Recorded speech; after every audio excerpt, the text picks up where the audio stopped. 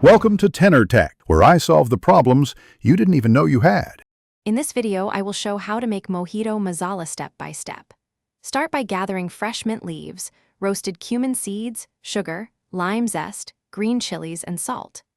I will guide you through toasting spices, crushing ingredients to release oils, and testing flavor balance with lime and sugar. Follow my simple timing tips so you avoid overcooking and keep the mint bright and aromatic for a perfect mojito. Toast the whole spices over medium heat until they smell fragrant and slightly darker, watching closely to prevent burning. Let them cool completely on a plate so residual heat does not create moisture when ground. Grind to a coarse powder to keep some texture that will bloom in drinks and dishes. Combine ground spices with a small pinch of salt and set aside while you prepare the fresh mint and citrus components for the Mojito Masala. Gently bruise the mint leaves with a spoon or pestle so they release aroma without turning to mush. Zest the lime first, then squeeze a small amount of juice to add bright acidity and help bind the mix.